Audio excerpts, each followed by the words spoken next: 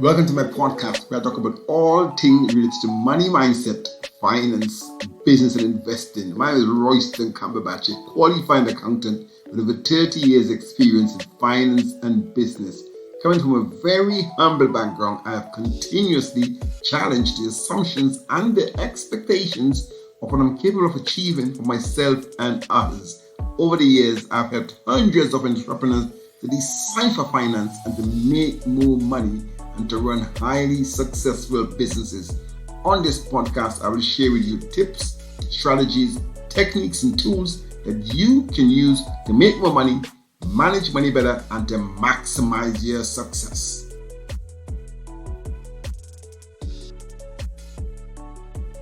Wow, I'm so excited, because I just launched my new online program, Business Money Mastery, where it's targeted for business entrepreneurs who really want to understand the nuts and bolts about how to make money, how to manage money, how to multiply money. So that's actually online, and I'm going to put a link to the show notes here in case you want to get it. Actually, linked to that is a free ebook which has a number of strategies, I think around 40 strategies or more, on how you can actually increase the positive cash flow in your business. And in this podcast, I'm going to be breaking down all these terms that are related to cash flow for you. So let's get started. This is episode 5.0, and I'm excited to share with you the topic of cash flow. So look, when you hear the topic cash flow, right, it means different things to different people. And I want to say fundamentally, the word cash flow on its own is not entirely correct from a financial or even management perspective, although most people use it loosely. It just means money coming in, right? But effectively, there are different types of cash flow. And cash flow has three different types, which is cash from operations. We call it the OCF. We have cash from investing, which is called the ICF. And we have cash from financing, which is called the FCF. But before I go into all of this, let me just go back up a bit and say that actually there is different types of just cash flows. There's negative cash flow. When you're using more money in your business and you're actually making, that's called negative cash flow. You are bleeding cash. And effectively, when you are making more money than you are losing, then that is called a positive cash flow, because basically you are making money, right? You're making money. That's why I call making money, You spend some money to make money. See, many people think, for example, marketing is an expense. I see marketing as an investment because marketing is used to make money. So in operating cash flow, it's all about the net cash flow from actually making money plus having to make some expenses to make that money. So let me break that down for you. You're a business owner and you've got a team of people, and then you have to buy materials and you might have to pay some overheads. All these are cash outflows. And then you effectively then you make a product, or you have a product, you buy it, you sell it, you middleman, or you provide a service, and then you make sales, and then that's actually cash inflow. Now the big thing to understand here is that when you make the sale or when you make the purchase, that is not necessarily the cash flow. The cash flow is when you actually pay for it. So that's the big fundamental difference between profit and cash. So cash is only when there's a physical movement of cash leaving your bank account to pay for something. That is a cash flow. However, profit is when it's basically a statement of all of the income and expenses, whether paid or not paid. But in accounting, we have something called the accrual concept, where we account for something if it's incurred. And incurred means it happened. Whether or not you're going to pay for it in advance, or whether or not you're going to pay for it in installments, we're going to record the entire amount as an expense. So if you're a businessman and you're selling goods and you're selling goods on credit, if you make a big sale, that goes down in your books as a sale. It's a sale, and effectively what we will do, we will credit sales and we will debit debtors. There's a bit of bookkeeping here, but effectively we will open up now a new account for the people who actually owe us the money or who are indebted to the business. These are called debtors. And when that person pays you, then there's a cash flow happening. So what you do, you clear down the debt or a portion of the debt, and then you will record the amount of money that they're paying you into the bank account. So effectively, that's when the cash is flowing. That's just common sense, I guess. There has to be a physical movement of cash flowing. That's cash from operations, and then we go into cash from investing, ICF, right? Now, fundamentally, the only reason you should buy an investment or you should invest in some kind of equipment or asset or whatever it is you invest in another business is to make money. So the whole purpose of investing, as I said, is that you will then get a gain or you will make a significant amount of money from it.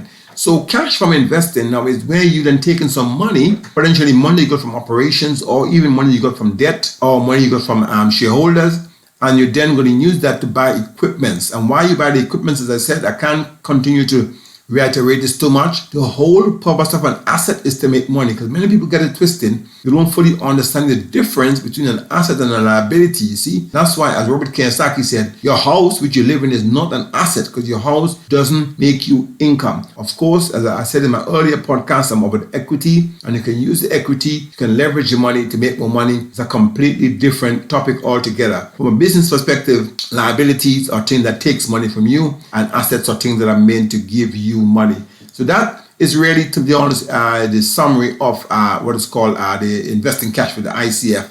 So if when you start to make some money though, then that money that you make then goes into the ICF section, i.e. the investment income. And a lot of big companies which I have worked for, you may know my profile right now, I've worked for insurance companies, I've worked in banking.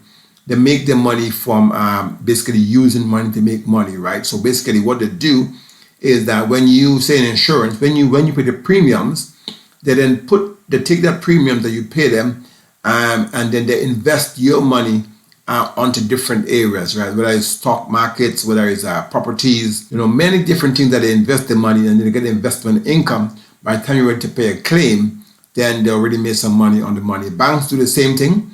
Banks lend you money out, and bank gets something called NFI, which is net fee income, right? So they get money from income, and they get NII, net interest income. When I actually work at HSBC, man, I was like, wow, this is interesting.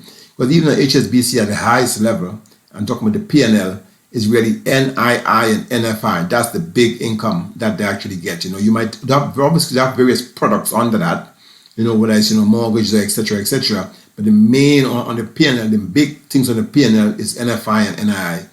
And NII here is obviously net interest income. And again, that's from lending out monies, right?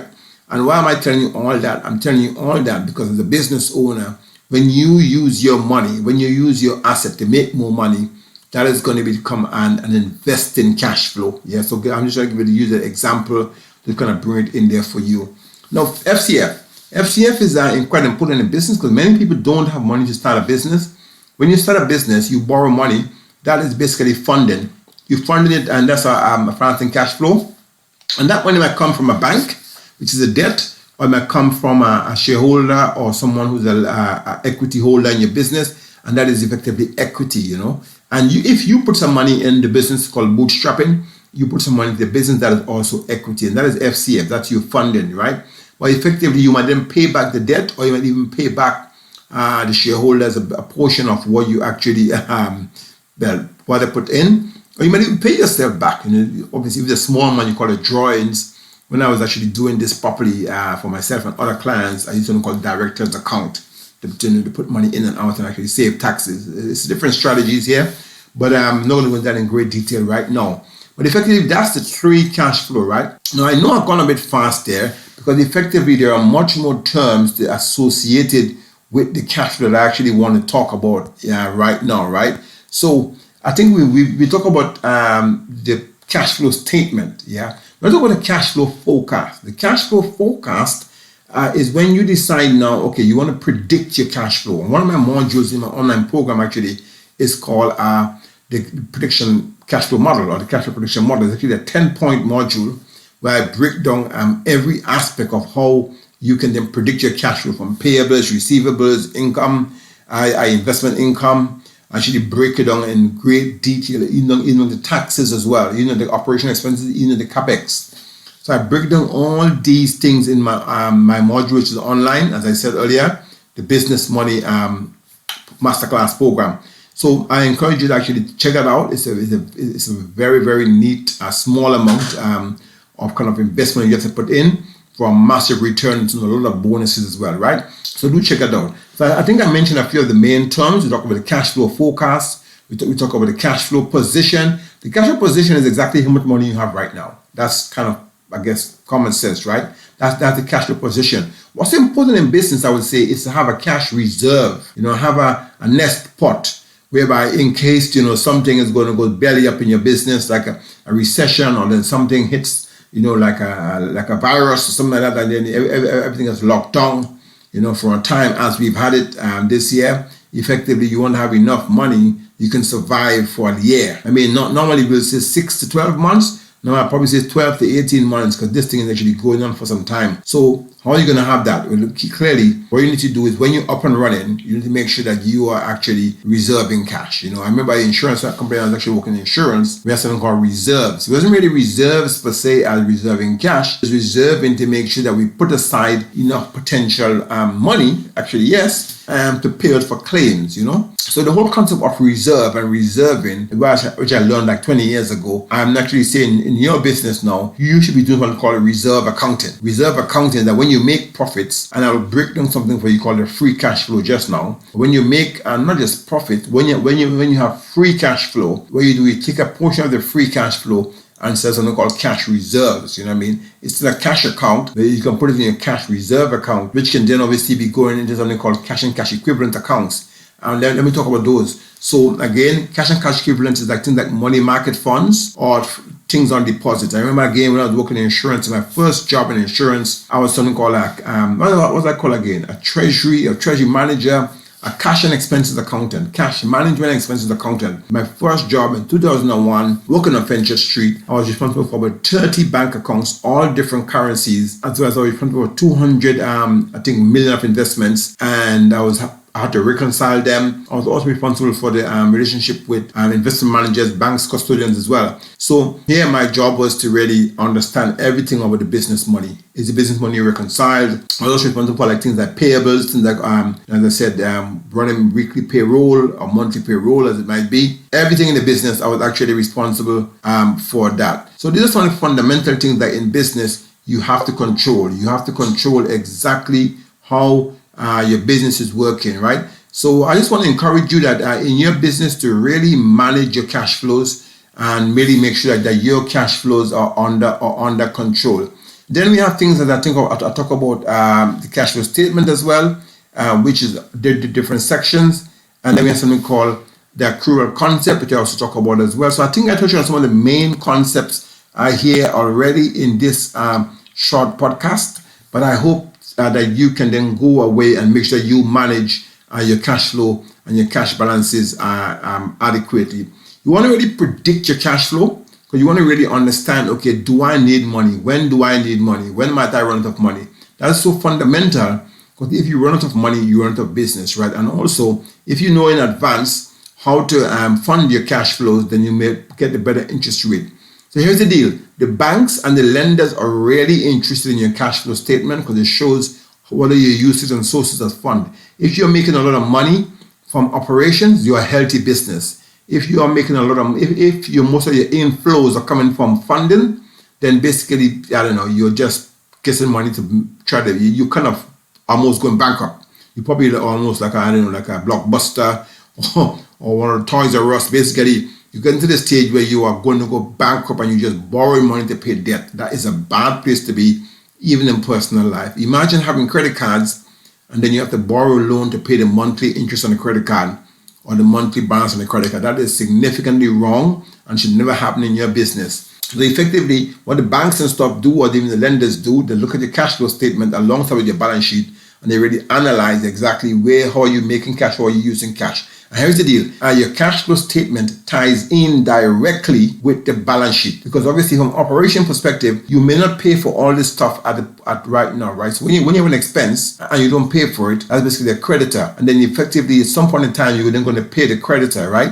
And then therefore, what you will do then, you will then reduce the liability, which is obviously crediting. So liability is going to be a credit balance. You will debit the liability and then you credit the bank. There's some bookkeeping entries as well for those of you who are savvy with bookkeeping and numbers, etc. All I'm saying here, I'm going to repeat this again. All I'm saying here is that when you actually make, when you have an expense, you have an expense incurred but not actually paid for, you will set up a creditor account. That person is somebody who you owe the liability, and therefore at that point in time, there's no cash moving. And what happens then is that when you actually pay them, because they have a credit balance, you will debit their account to reduce that credit balance. You will then credit cash to reduce cash balance.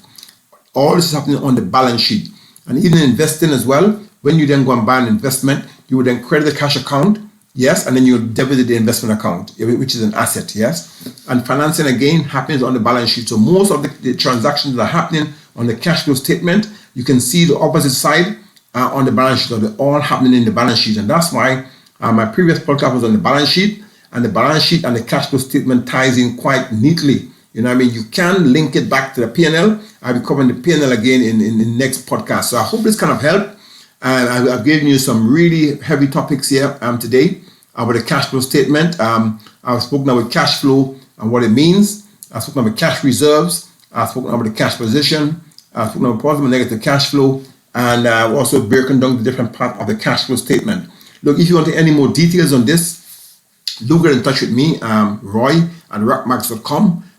Obviously, this is what I do. I have an accountancy firm and I help people to make more money, help people to manage their money better as well. I'm also a specialist in investing as well. So if you have money and you want to invest your money and you want to get the maximum returns on the money, do get in touch. If you have no money and you want to make money, you want to borrow money, get in touch as well. Yeah, and do remember my course. I'm going to put it in the show notes. And my course is called Business Money Masterclass, where I teach you everything with money.